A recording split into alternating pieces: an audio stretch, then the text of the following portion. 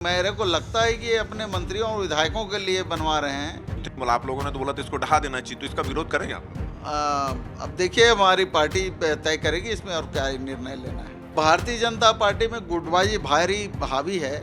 यहाँ की अव्यवस्था को देख के यहाँ के जो प्रभारी थे आदरणीय क्या नाम है उनका, जो ओम माथुर जी, वो तक यहाँ से किनारा करके चले गए। भारतीय जनता पार्टी का कहना है कि मोदी जी का जो बजट आया उसमें छत्तीसगढ़ सहित हर वर्ग के लोगों के लिए बहुत कुछ खास है। और क्या खास है ये बताने के लिए केंद्रीय मंत्री मनसुख मांडविया, बिलासपुर के सांसद और केंद्रीय राज्य मंत्री तोखन साहू सहित 4 केंद्रीय मंत्री कल छत्तीसगढ़ के प्रवास में आ रहे हैं।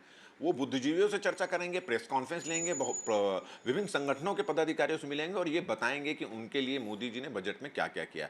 वहीं कांग्रेस का यह कहना है कि इस बजट में कुछ नहीं है, छत्तीसगढ़ एक बार फिर से ठगा गया है। हमारे साथ कांग्रेस के वरिष्ठ नेता पूर्व मंत्री शिव डहरिया यहाँ पर मौजूद हैं। 4 केंद्रीय मंत्री आ रहे हैं कल बजट की जानकारी देने के लिए, क्या कहना है? इनका बजट जो है निराशाजनक बजट है और देश में सबसे खराब बजट इस बार 3.0 का मोदी जी की सरकार की पहली बजट है।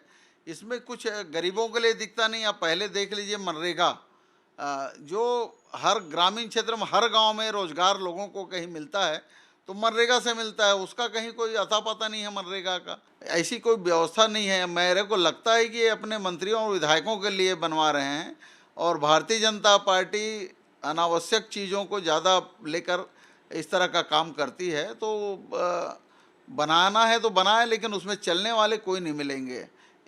आप लोग विरोध करेंगे क्या? क्योंकि अभी तो बना रही थे, मतलब आप लोगों ने तो बोला था इसको ढहा देना चाहिए, तो इसका विरोध करेंगे आप लोग? अब देखिए हमारी पार्टी तय करेगी इसमें और क्या निर्णय लेना है।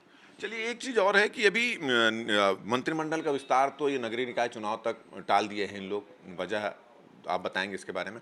दूसरा ये है कि जो निगम मंडलों की नियुक्ति होनी है उसको भी अभी लटका कर रखे हैं। अब इस तभी ये जानकारी मिली कि कई विधायक जो मंत्री बनने से चूक गए हैं वो कोशिश कर रहे हैं कि कोई अच्छा निगम मंडल उनको मिल जाए, मगर संगठन और पार्टी ने तय कर दिया, भारतीय जनता पार्टी की विधायकों को बोल दिया कि बिल्कुल उम्मीद मत रखें, हम संगठन के दूसरे लोगों को मौका देंगे, आपको नहीं मिलेगा। ये जो निगम मंडल को लेकर जो की स्थिति भारतीय जनता पार्टी में बनी है, क्या कहना है इसके बारे में? देखिए भारतीय जनता पार्टी में गुटबाजी भारी हावी है और जो लोग अच्छा काम कर रहे हैं उसको कोई महत्व नहीं दिया जा रहा है। जैसे बृजमोहन अग्रवाल जी जैसे सबसे वरिष्ठ नेता हैं भारतीय जनता पार्टी में, उस तक को यहाँ से प्रदेश से हटा के बाहर भेज दिया गया। आदरणीय रमन सिंह जी 15 साल के मुख्यमंत्री रहे हैं, लेकिन उसकी सलाह कोई नहीं सुन रहा है। और भारतीय जनता पार्टी इस बार की सरकार जो है यहाँ की अव्यवस्था को देख के यहाँ के जो प्रभारी थे आदरणीय क्या नाम है उनका, जो ओम माथुर जी, वो तक यहाँ से किनारा करके चले गए।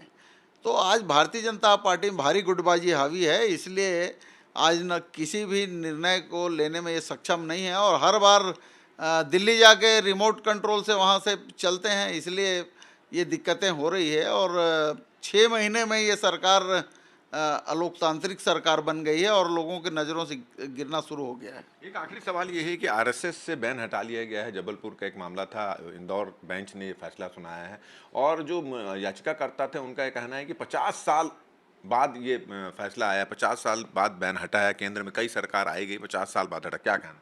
देखिए आरएसएस पे बैन सरदार पटेल जी ने लगाया था और उस समय जब गांधी जी की हत्या नाथूराम गोडसे आरएसएस के सदस्य ने की थी और बहुत सारी जगह आरएसएस के लोग जो है देश विरोधी काम किया करते थे, इसलिए उस पर प्रतिबंध लगाया गया था। लेकिन भारतीय जनता पार्टी की सरकार जो है अपने फायदे के लिए आरएसएस का राजनीतिकरण कर रही है और सरकारी कर्मचारियों तक को राजनीतिकरण करके उनके क्रियाकलाप में भाग लेने की छूट दी है, जो निहायत ही गलत है और सरकारी कर्मचारियों का राजनीतिकरण नहीं होना चाहिए। चलिए, ये थे शिव डहरिया और बहुत सारे मुद्दों पर उन्होंने बेबाक बात की है, मगर बजट को लेकर जो केंद्रीय मंत्रियों का यहाँ प्रवास पड़ रहा है, उन्होंने कहा है कि बजट आज फिर भी अपनी बात पर अटग हैं कि उनका कहना है कि बजट में कहीं किसी प्रकार का कुछ नहीं है और शायद यही स्थिति है कि 3-3, 4-4 केंद्रीय मंत्रियों को यहाँ पर आकर बताना पड़ रहा है बजट के बारे में। आज भी इस बात को कहते हैं कि बजट में ना तो छत्तीसगढ़ के लिए कुछ है, ना किसी वर्ग के लिए कहीं कुछ है। वहीं जो निगम मंडल को लेकर भारतीय जनता पार्टी में जो ऊहापोह की स्थिति बनी हुई है, मंत्रिमंडल के विस्तार को लेकर ऊहापोह की स्थिति बनी हुई है, तो उनका कहना है कि भारतीय जनता पार्टी में गुटबाजी चरम सीमा पर है, वरिष्ठ नेताओं को किनारे रखा जा रहा है और यही वजह वजह है कि इसका विरोध और तेजी से ना उभरे, इसलिए मंत्रिमंडल का विस्तार को भी टाल दिया गया है और निगम मंडल की नियुक्तियों में भी बड़ा सोच विचार का निर्णय लिया जा रहा है। हमारी ये बातचीत अगर आपको अच्छी लगी तो ज़्यादा से ज़्यादा इसको शेयर करें, सब्सक्राइब करें, अपने सुझाव हमको देना ना भूलें और मुझे और मेरे कैमरामैन रमा शंकर को दे इजाज़त। नमस्कार।